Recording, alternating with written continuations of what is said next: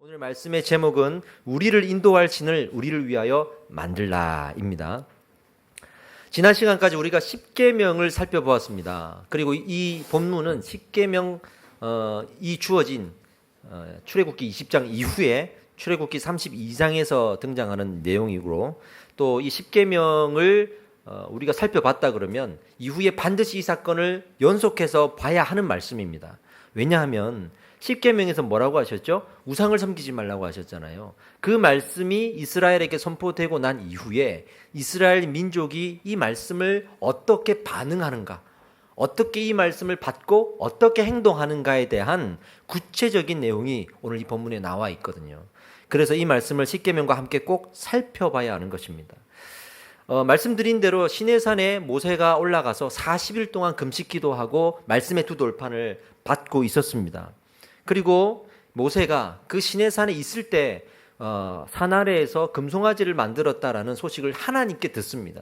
그리고 하나님께 용서해 달라고 구하고 하나님께서 용서해 주신다고 말씀하십니다. 그리고 이제 두 돌판을 들고 아래로 내려갔죠. 내려갔더니 거기에서 이스라엘이 금송아지를 만들어 놓고 절을 하면서 아주 음란한 잔치를 벌이고 있는 것을 목격하게 되고, 다시 분노하게 된 모세는 그 두 돌판을 깨어버리고 심지어는 레위인들을 앞세워서 잔치에 참여한 사람들을 징계하는데 모두 3,000명이 그 자리에서 죽습니다. 그런 큰 사건이 오늘 이 자리에서 펼쳐진 겁니다. 몇 가지 이 사건 중에 살펴봐야 될 점을 제가 질문을 통해서 살펴보겠습니다. 세 가지 질문을 할 텐데요. 첫 번째는 왜 이스라엘이 금송아지를 만들었는가? 그리고 두 번째는 그 금송아지를 만드는 일에 아론이, 모세의 친형이자 모세의 동력자로 세워진 아론이 주도하는 장면이 나옵니다. 왜 아론이 주도할 수밖에 없었는가? 세 번째, 징계 과정에서 레위인이 3,000명을 죽이는데 그 레위인과 3,000명이 의미하는 바가 무엇인가? 이 세 가지를 살펴보면서 우리가 오늘 이 말씀의 의미를 살펴보겠습니다. 첫 번째, 왜 금송아지를 만들었는가? 이거든요. 이렇게 생각할 수 있죠. 모세가 40일 동안 올라가 있었고 또 안 내려왔으니까.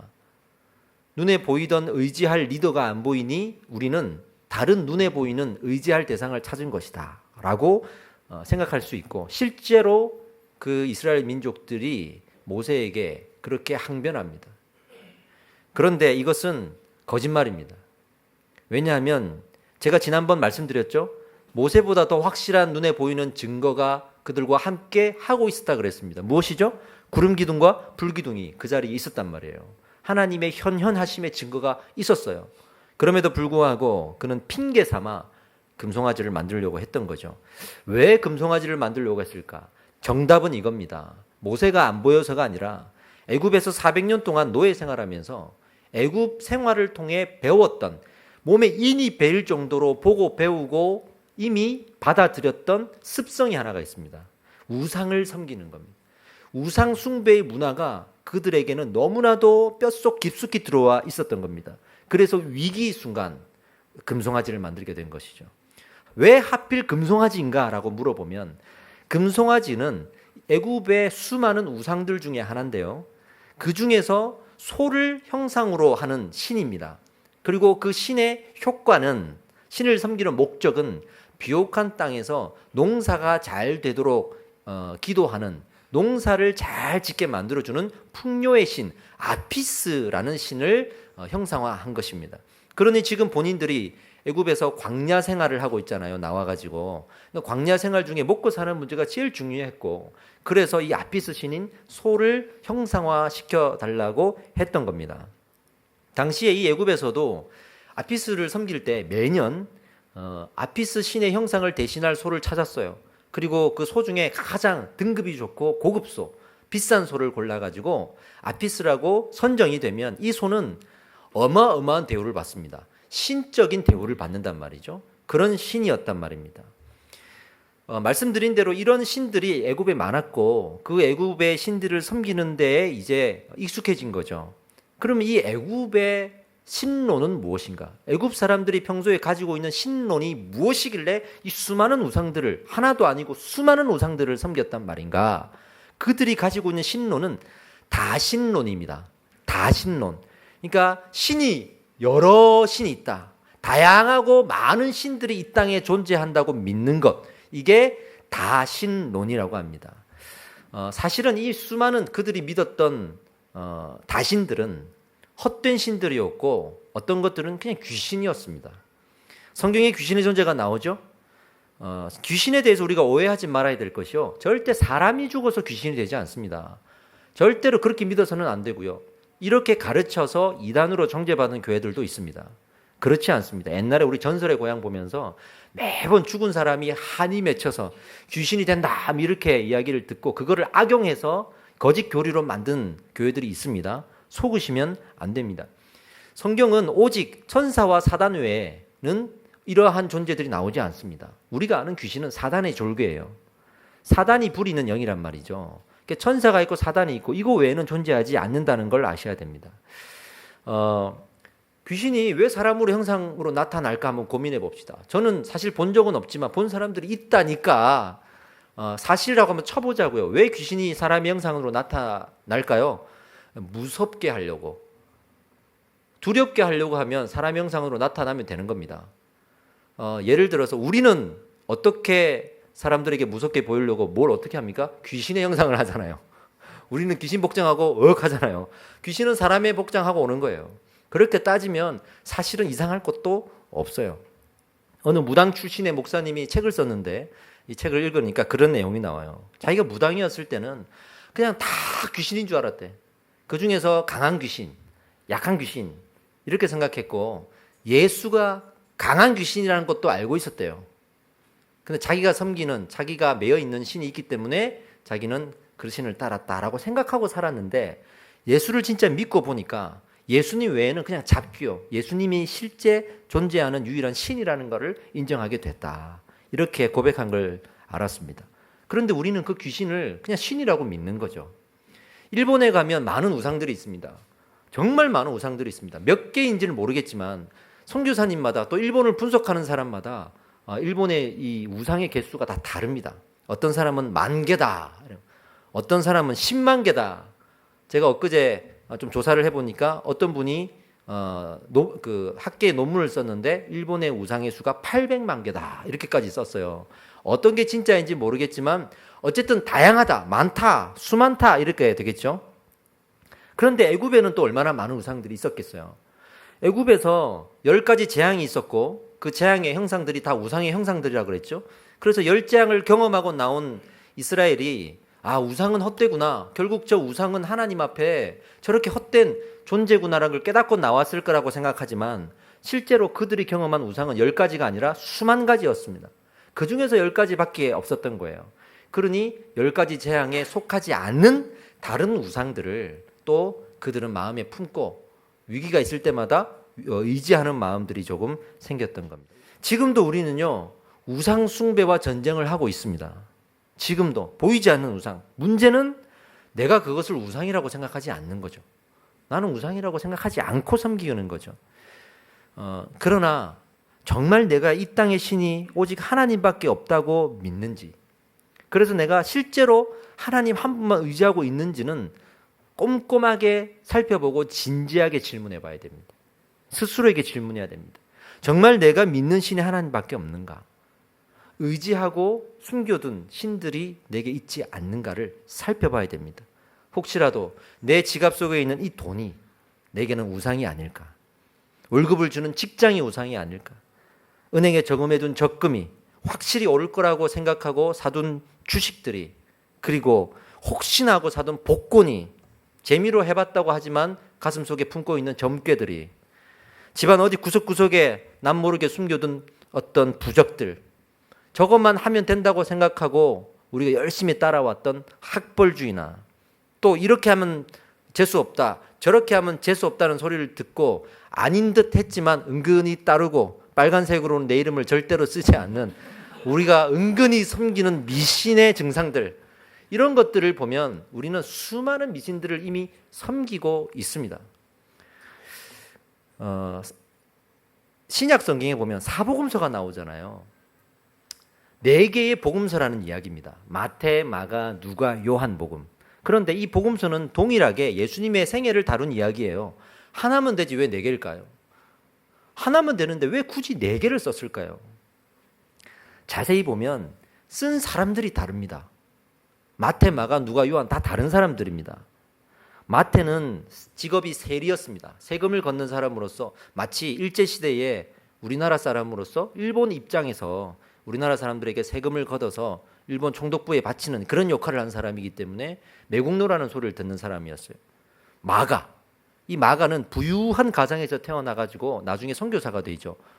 얼마나 부유했냐 그러면 예수님이 승천하시고 난 다음에 마가의 다락방에서 120명의 제자가 모였을 때 성령 강림 사건이 있었죠. 그 마가의 다락방이 바로 이 마가의 어머니 다락방입니다. 그 정도 120명이 모일 수 있는 다락방이었다 그러면 어마어마한 부자였던 거예요. 그러니 이 마가, 그리고 누가는 또 누굽니까? 의사입니다. 누가는 의사였습니다. 또 요한은 어부로 살았다가 나중에는 유배를 떠나서 이제 나이가 많이 들어서 노인이 돼가지고 성경을 쓰기도 했죠. 정말 다양한 사람들이 예수님을 경험한 거예요. 그리고 쓴 거예요. 어떤 의도냐면 우리도 다 다양하잖아요. 우리도 다 생각이 다르고 경험한 게 다르고 사는 게 다릅니다. 그러나 하나님은 한 분이세요. 그리고 누가 어떤 사람이 하나님을 보더라도 결론은 같아요. 할렐루야. 하나님밖에 없다는 것을 우리는 더 알게 됩니다. 특히 말씀을 통해서 하나님을 우리는 동일하게 경험할 수가 있습니다. 그래서 에베소서 4장 4절에 자막을 한번 보시죠. 몸이 하나요 성령도 한 분이시니 이와 같이 너희가 부르심의 한 소망 안에서 부르심을 받았느니라. 그러니까 몸이 하나요 성령도 한 분이라고 그랬어요. 절대로 이 땅에 신이 여러 개가 아닙니다. 하나님밖에 없습니다. 말씀을 통해서 그걸 분별하게 된다는 거예요. 분별하고 그 하나님을 동일하게 고백하게 된다는 거예요. 할렐루야. 네. 그러니 우리는요 하나님만 섬기는 이 인생을 살아야 되는 줄 믿습니다.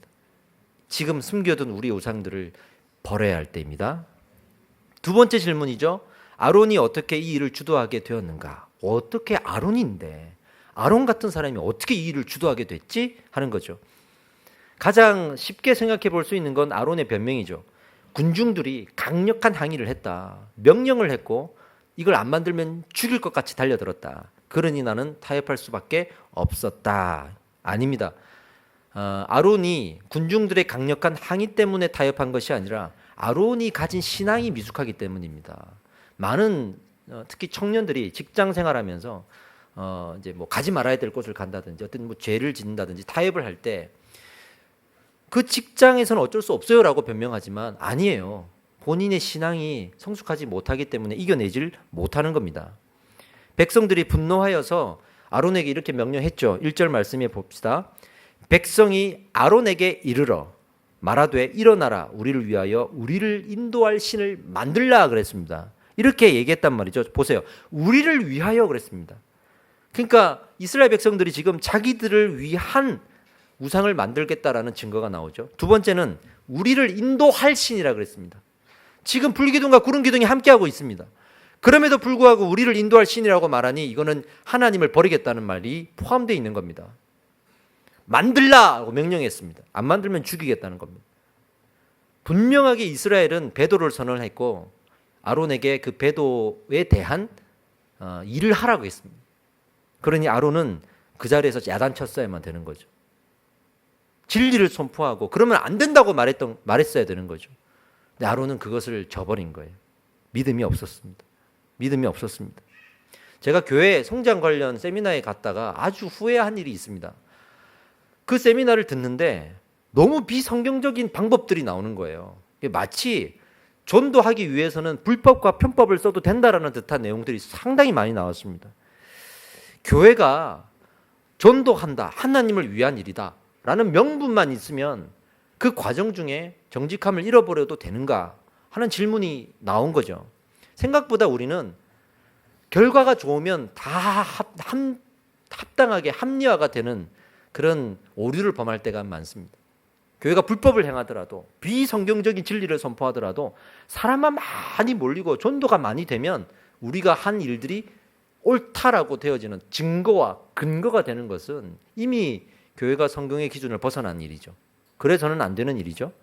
그러니까 아론도 결국에는 금송아지를 만들어 놓고 어떻게 했냐면 대신에 이게 하나님이라고 하자라고 타협을 본 거예요.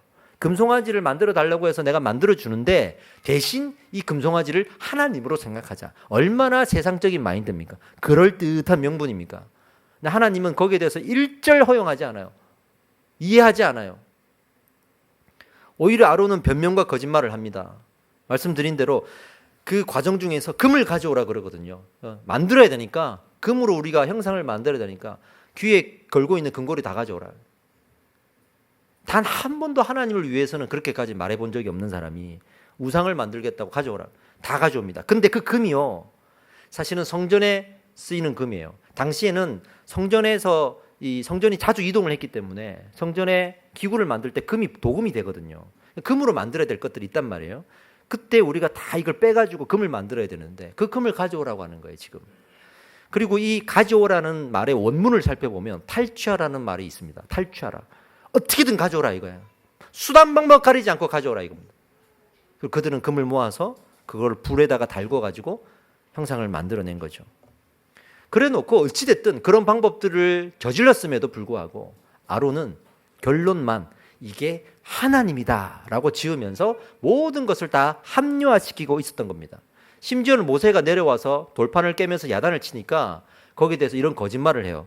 내가 금을 모아가지고 불에다가 던졌더니 자기가 자동적으로 금송아지가 되더라. 이렇게 말도 안 되는 거짓말을 해요.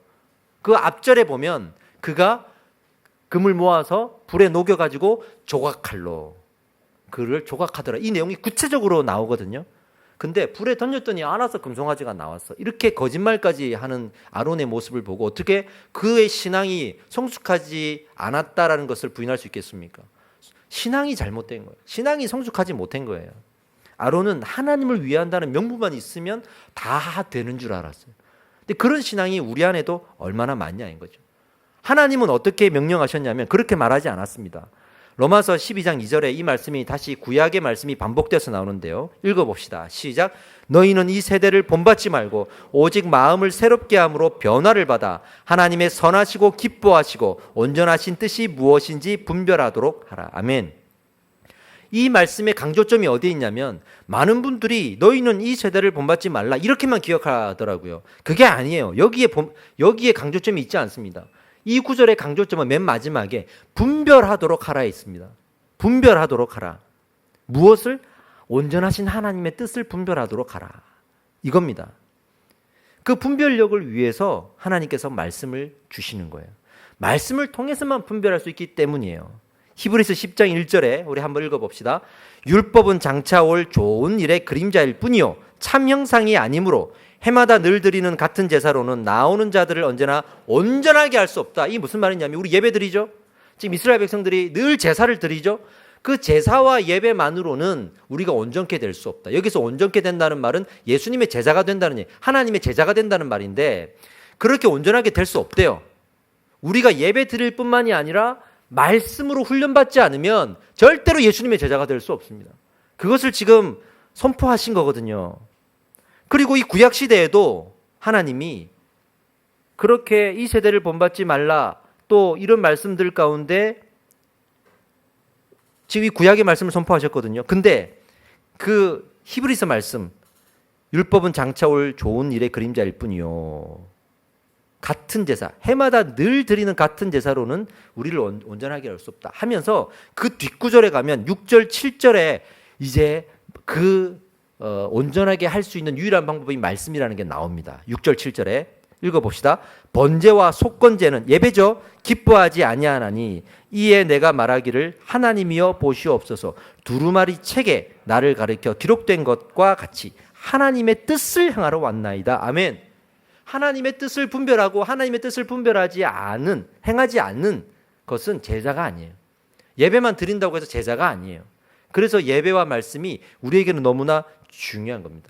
제가 이제 예배 사역하고 외부 사역도 많이 해봤잖아요. 또 집회도 많이 해보고 하면서 회의가 들었던 적이 있습니다. 어떤 부분이냐면 예배를 드리면 많은 사역자들이 청중들 예배자들이 반응을 봐요. 그래서 그날 막 울고 뛰고 막 이런 반응이 있으면 오늘 예배 성공했다라고 자축합니다. 근데 저는 뒤에서 무슨 생각했냐면 왜 아무도 저 강단에서 선포된 말씀이 성경에 합당한 말씀인지는 묻지 않지. 묻는 거죠.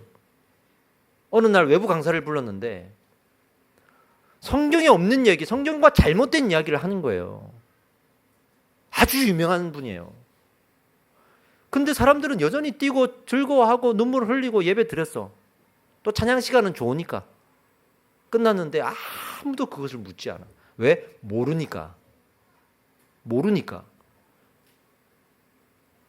그러니 저 같은 사람은 예배가 끝나고 이제 아주 이제 실망이 되죠. 이게 뭐지? 왜 아무도 이걸 묻지 않지? 저런 이야기를 왜 아멘하지? 이런 일들을 보면서 야, 우리가 지금 어디에 매여 있는가를 좀 볼 수 있는 시간이 되었습니다. 우리는 내가 반응하면 되는 줄 알아요. 내가 감동을 받고 내가 은혜 받고 내 마음이 평안이 넘치고 위로가 되면 그게 진리인 줄 알아요. 그래서 이단들이 지금 거기 가 있는 거야. 에? 그게 중요한 게 아니에요. 때로는 내가 은혜가 안 되어도 그것이 진리일 수 있습니다. 내가 감동이 안 되어도 그게 진리일 수 있어요. 내 반응이 있어도 그게 거짓일 수 있습니다. 나는 감동받고 나는 아멘 했는데 그게 거짓일 수 있어요. 그러니 우리는 말씀을 분별해야죠. 분별하지 못하는 사람은 분명히 사단의 속임수에 넘어갑니다. 이것을 우리는 알아야 되는, 그래서 말씀이 중요하다는 겁니다. 그러니 이스라엘 백성들의 무지는 뭐죠? 죄악은 뭡니까? 결과적으로 하나님을 모른다는 거예요. 제가 계속 강조했지만 이 십계명 말씀은 모세가 두 돌판에 새긴 것을 들고 왔을 때 그때 이스라엘 백성들이 이 돌판에 적혀있던 내용들을 미리 알고 있었습니다. 이 제가 말씀드렸어요. 왜요? 모세가 시내산 8번 올라갔어요. 지금 두 돌판을 가지고 내려온 건 6번째예요. 근데 이미 4번째 올라갔다가 내려왔을 때 십계명을 받고 구두로 이미 선포했단 말이에요. 이미 십계명을 알고 있는 사람들이, 우상을 섬기지 말라고 한 이야기를 들었던 사람들이 지금 금송아지를 만든 거예요. 몰랐다가 아니에요. 절대로 몰랐지 않았습니다. 의지적으로 그들은 반역을 한 것입니다. 모세가 처음에 이제 3번째 질문으로 넘어갑시다. 징계 과정에서 레위인과 3,000명이 나오는데 이 차이를 알아야 되는데 모세가 처음에 시내산 올라갔을 때 내려오기 전에 이 사실을 알았다 그랬죠. 하나님이 말씀하셨어요. 모세야, 지금 밑에서 이런 일이 벌어졌다. 그러면서 모세에게 화가 나시니까, 분노하시니까 이렇게 표현하십니다. 네가 애굽 땅에서 인도하여 낸 너의 백성이 부패하였다. 하나님은 단 한 번도 나의 백성이라는 말을 안 하신 적이 없어요. 너의 백성이라고 표현하신 적이 없어요. 나의 백성이다. 모세 앞에서도 나의 백성이다.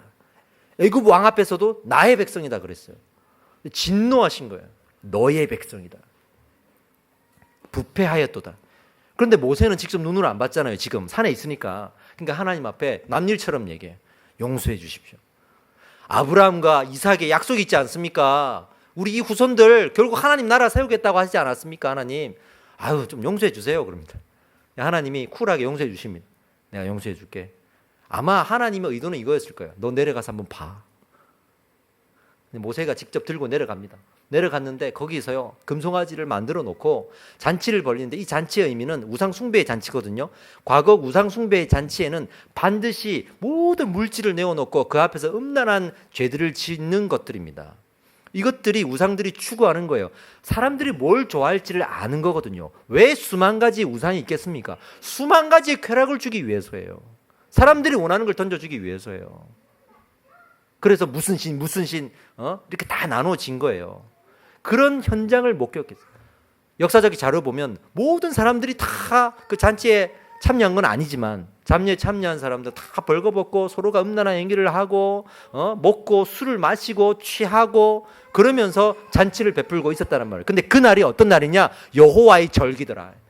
오직 하나님을 위해서 예배하고 거룩하게 흠없는 어린 양을 드려야 될 화목제를, 속건제를, 속죄제를 드려야 되는 날인데, 그날에 그런 모습으로 잔치하고 있는 모습을 모세가 보고 이게 아니구나. 그리고 본인이 돌로 깨버려요. 그리고 나서 바로 징벌을 합니다. 어떻게 징벌하냐면 이 중에서 여호와의 편에 있는 자는 나오라 이렇게 합니다. 어떤 사람요? 여호와의 편에 잔치에 참여하지 않고 진리를 분별하여서 인내하고 기다리고 있는 사람들. 이렇게 하면 안 됩니다라고 띠 하나 두르고 이거 아니지 않습니까? 우리는 참여하지 않겠습니다라고 분별하고 있던 사람들 나오라 그러면 그때 레위인들이 나가는 거예요. 레위인들이 나옵니다. 징벌하라. 잔치에 참여한 자들을 골라내서 죽여라.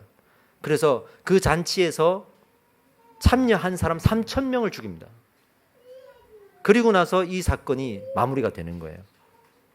그 다음에 이제 출애굽기 33장 가면 모세가 하나님 앞에 진지하게 이번에 나갑니다. 남일처럼 얘기했던 모세가 하나님 앞에 진지하게 나가서 울면서 하나님 이런 죄악을 저질렀습니다. 징계를 했으니까 하나님 그래도 용서해 주십시오라고 이제는 태도가 달라져 있는 그런 장면들이 목격이 되거든요. 하나님이 찾으시는 사람이 누구냐면 여러분 우상을 버리고 하나님만 붙든 사람 아니겠습니까? 그렇죠? 내 주변이 다 그렇게 살아도 그 잔치에 참여하지 않는 사람들. 지금 당장은 좀 손가락질도 당하고 비난을 당하고 비교를 당해도 나는 진리의 말씀 안에 서 있겠다고 다짐하는 사람들.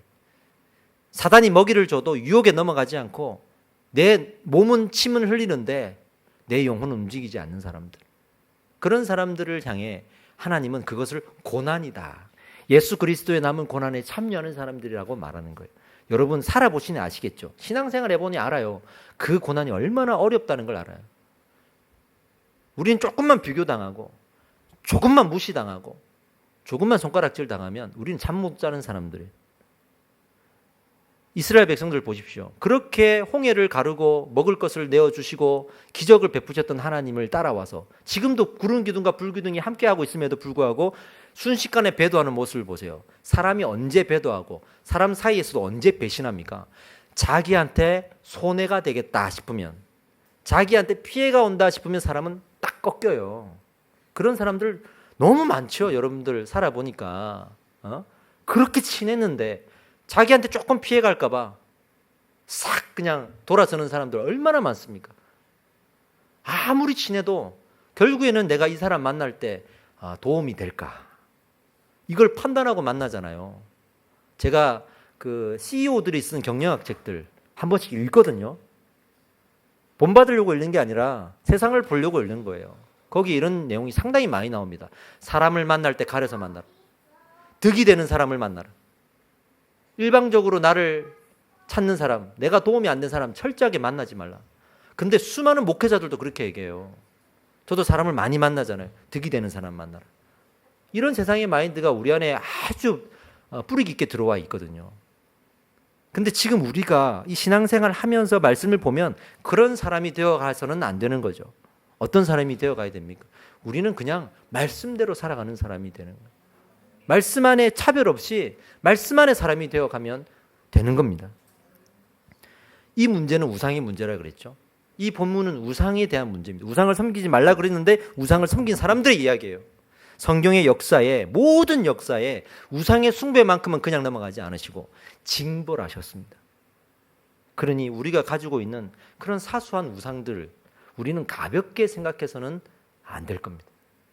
모세처럼 처음에는 남일로 생각하고 하나님 이 정도야 뭐 용서해 주세요라고 쉽게 말할 수 있을지라도 그 죄악의 뿌리를 하나님께서 여러분들 앞에 내어 보이실 때 여러분들은 스스로 분노하게 되실 겁니다. 가장 큰 우상이 뭘까요? 저는 이 말씀이 오늘 마음에 깊이 남습니다. 우리를 위하여 우리를 인도할 신을 만들라. 가장 큰 우상은 바로 나 자신입니다. 나를 위하여 우상을 만들라. 말씀을 마무리하겠습니다.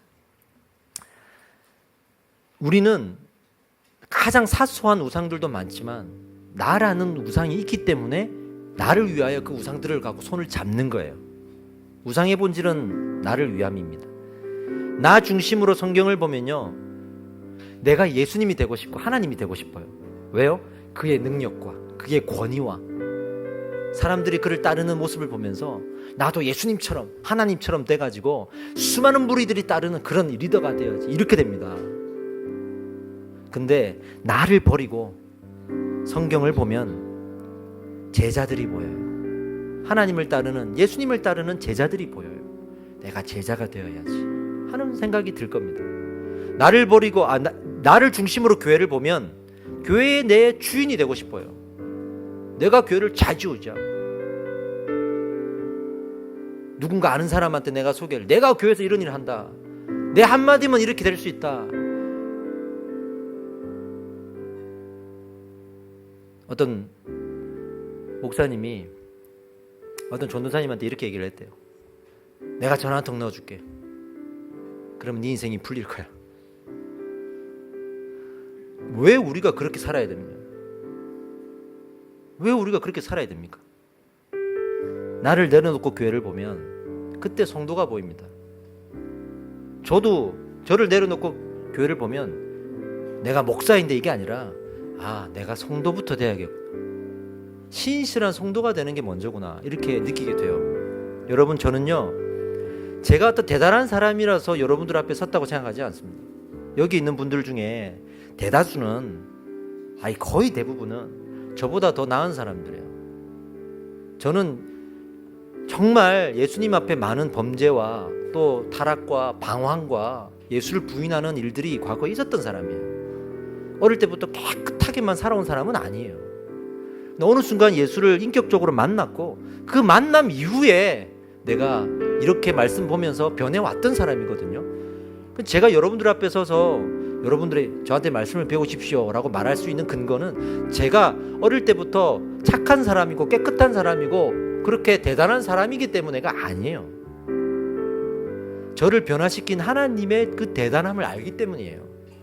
우리 모두가 그렇게 돼야 되지 않겠습니까?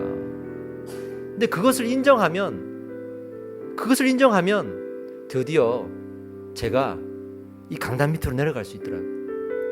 여러분들과 이야기를 할 수 있고 소통할 수 있고 의견을 들을 수 있고 머리를 맞댈 수 있더라고요.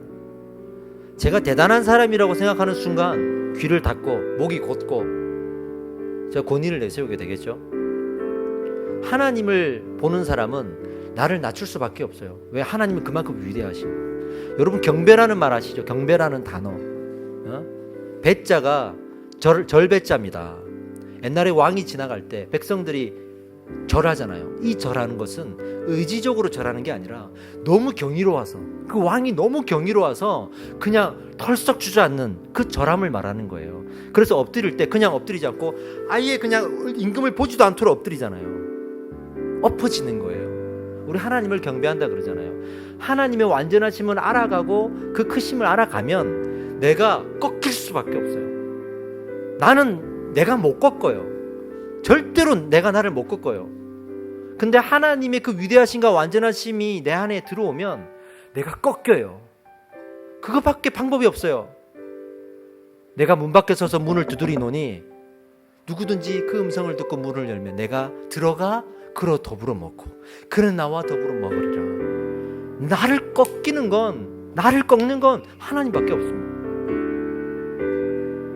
우리가 그냥 기도하기를 원합니다. 우리가 교회라는 이 배를 띄우려면 바다가 필요하잖아요. 물이 있어야 되죠. 우상이라는 것을 내려놓을 때 드디어 우리는 바다에 배를 띄울 수 있게 됩니다. 여러분들의 은혜가 안 되는 이유, 말씀을 가급하지 않는 이유, 지금 현실의 우선순위가 있어서 그것을 헌신하기 싫은 이유, 하나님을 위해서 헌신은 해야 되는데 내가 더 중요하다고 생각하고 나를 더 챙기고자 하는 그 이유들은 우상이기 때문에, 나를 우상으로 생각하기 때문에. 여러분, 기도합시다. 하나님, 오늘 우리의 우상들을 내려놓기를 원합니다. 말씀에 반응하는 우리가 되기를 소망합니다. 이 시간에 우리에게 성령으로 역사하셔서 우리를 만져 주시옵소서. 우리 주여 한번 외치고 기도하겠습니다. 기도합시다.